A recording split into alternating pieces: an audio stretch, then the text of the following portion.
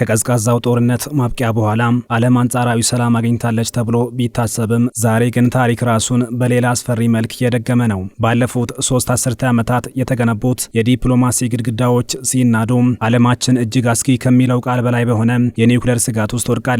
በተለይም የአሜሪካና የሩሲያ የቁጥጥር ስምምነቶች መፍረስ፣ የቻይና የጦር መሳሪያ ክምችት መጨመርና የአውሮፓ አዲስ ስልታዊ አቅጣጫ የሰው ልጅን ህልውና ጥያቄ ውስጥ ከቶታል። ይህ የኒውክሌር እሽቅድምድም በአውሮፓ ምድር ብቻ ሳይሆን ወደ መካከለኛው ምስራቅ ዘልቆ በአሜሪካና በኢራን መካከል ለተቀሰቀሰው አደገኛ ፍጥጫ ማቀጣጠያ ቤንዚን ሆኖ እያገለገለ ይገኛል። የቴህራን የዩራኒየም ማብላያ ማዕከላት ፍጥነትና የዋሽንግተን ወታደራዊ ዝግጅት ዓለምን ወደ ማይቀለበስ የኃይል ግጭት እየገፋት ነው። የአሜሪካና የሩሲያ የኒውክሌር ቁጥጥር ስምምነት የሆነው ኒው ስታርት በይፋ ማብቃቱ ሁለቱም ሀገራት የጦር መሳሪያዎቻቸውን ያለምንም ገደብ ለማምረት በር ከፍቶላቸዋል። ለዓመታት ዝቅተኛ የኒውክሌር አቅም የነበራት ቻይናም አሁን ላይ አካሄዷን ቀይራለች።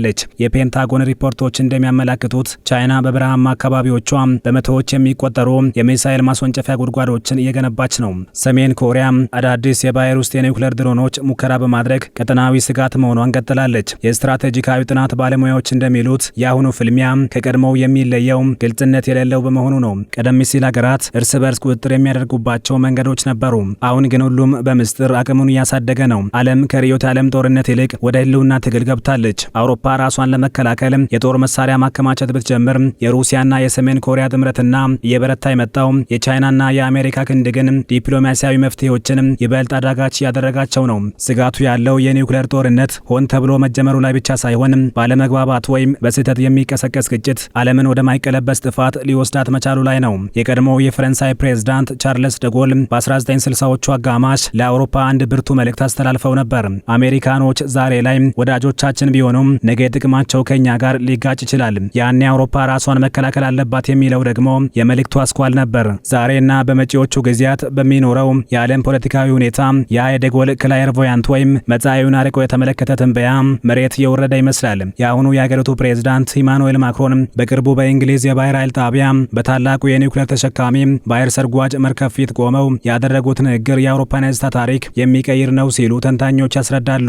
የሚቀጥሉት 50 ዓመታት የኒውክሌር መሳሪያዎች ዘመን ይሆናሉ ያሉት ማክሮን ፈረንሳይ የኒውክሌር አቅሟን እንደምትጨምርና ይህ አቅምም የመላው አውሮፓ የመጠበቂያ ግንብ እንደሚሆን ይፋ አድርገዋል። ይህ እርምጃ ከቀዝቃዛው ጦርነት ማብቂያ በኋላ በአውሮፓ የታየ ትልቁ ስትራቴጂካዊ ለውጥ ተደርጎ ተወስዷል። ፈረንሳይ በአሁኑ ወቅት ወደ 300 የሚጠጉ የኒውክሌር ራሶች ያሏት ሲሆን ፕሬዝዳንቱ ይህ ቁጥር እንዲጨምር ትዕዛዝ ሰጥተዋል። ነገር ግን የዚህ ለውጥ መሰረታዊ ነጥብ የቁጥሩ መጨመር ብቻ አይደለም። ፈረንሳይ ከእንግዲህ ያላትን የኒውክሌር ክምችት መጠን ለዓለም ይፋ እንደምታደርግ አስታውቃለች።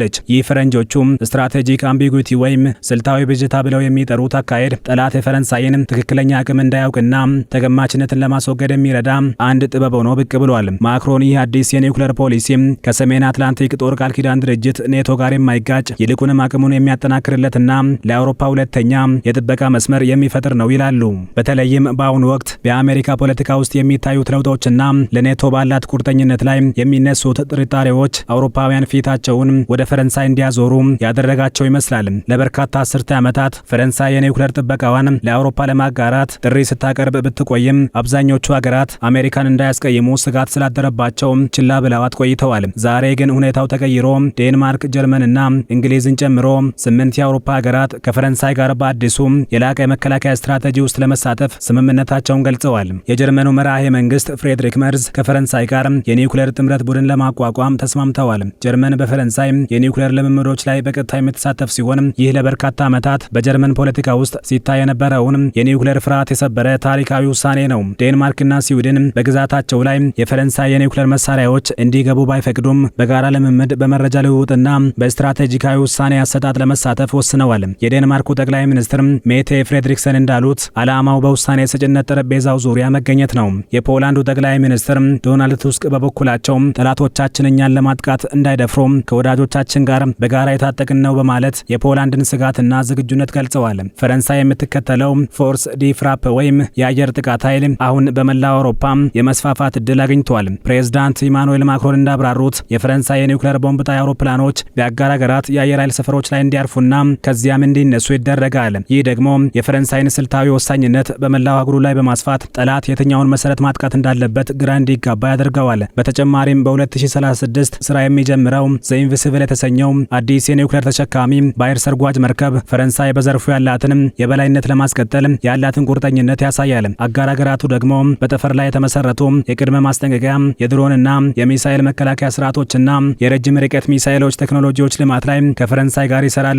በምድር አውሮፓ ኒውክሌር የታጠቁት ፈረንሳይና እንግሊዝ ሲሆኑ ፈረንሳይ 300 እንግሊዝ ደግሞ 250 ራሶች አሏቸው። በመካከላቸው ያለው መሰረታዊ ልዩነት ፈረንሳይ ሙሉ በሙሉ በራሷ ቴክኖሎጂ ያመረተችው ሲሆን እንግሊዝ ግን በአሜሪካ የቴክኖሎጂ ድጋፍ ላይ መቆሟ ነው። ይሁን እንጂ ዛሬ ሁለቱ ሀገራት ከመቼውም ጊዜ በላይ የተቀራረቡ ነው። ለንደን በፓሪስ የኒውክሌር ልምምዶች ላይ መሳተፍ ጀምራለች። ምንም እንኳን ከሩሲያ በሺዎች የሚቆጠሩ አረሮች አንጻር ሲታይ ጅምር ቢመስልም የሁለቱ ሀገራት አቅም ሲደመር 550 ይደርሳልና ለማንኛውም ወራሪ ኃይል ሊሸከሙት የማይችሉትን ዋጋ ለማስከፈል ከበቂ በላይ ነው ይላሉ ተንታኞች። ፈረንሳይ እስካሁን የኒውክሌር መሳሪያዋን የምትጠቀመው ወሳኝ ፍላጎቶቿ ሲነኩ ብቻ እንደሆነ ትገልጻለች። ነገር ግን እነዚህ ወሳኝ ፍላጎቶች ምንድናቸው የሚለውን በዝርዝር አታስቀምጥም። የቀድሞው ፕሬዝዳንት ቻርልስ ደጎል እንደ አውሮፓውያኑ የዘመን ቀመር በ1964 ጀርመን ብትጠቃ ፈረንሳይ እንደተጠቃች እንደሚቆጥሩት ፍንጭ ሰጥተው ነበር። ማክሮን አሁን እያደረጉ ያሉት ይህንን አሻሚ ሀሳብ ወደ ይሁናዊ አውሮፓዊ ቅርጽ መቀየር ነው። ምንም እንኳን የኒውክሌር ቁልፉ በማንኛውም ሁኔታ በፈረንሳይ ፕሬዝዳንት እጅ ብቻ የሚቆይ ቢሆንም በአጋር ሀገራት ምድር ላይ መገኘቱ ፓሪስ የአጋሮቿን ደህንነት እንደ ራሷ ወሳኝ ፍላጎት ትቆጥራለች የሚል ጠንካራ የፖለቲካ መልእክት ያስተላልፋል። የመከላከያ ጉዳዮች ተንታኝ የሆኑት ፒየር አሮሽ ትራምፕ ክርክሩን ግልጽ አድርገውታል ይላሉ።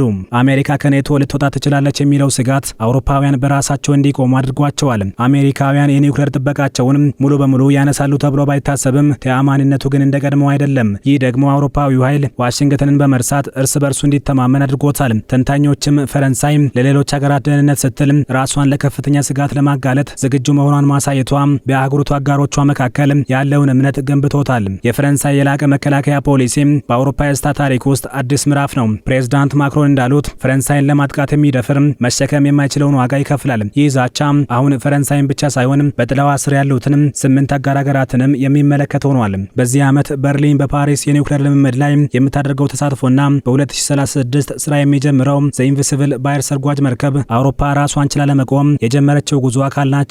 ፕሬዝዳንት ኢማኑኤል ማክሮን የሚቀጥሉት 50ና 60 ዓመታት የኒውክሌር መሳሪያዎች ዘመን ይሆናሉ ሲሉ የተነበዩት ትንቢት ዛሬ በአውሮፓ የስትራቴጂ ለውጥና በመካከለኛው ምስራቅ የጦርነት ድምፅ እውን የሆነ መጥተዋል። የአውሮፓ ሀገራት በአሜሪካ ላይ የነበራቸውን ጥገኝነት ቀንሰው በራሳቸው የኒውክሌር አቅም ለመቆም መወሰናቸው እንዲሁም ኢራን በዘርፉ ቴክኖሎጂ ቀይ መስመሩን ለመርገጥ መቃረቧ ዓለም አቀፋዊውን የኃይል ሚዛን ሙሉ በሙሉ ቀይረውታል።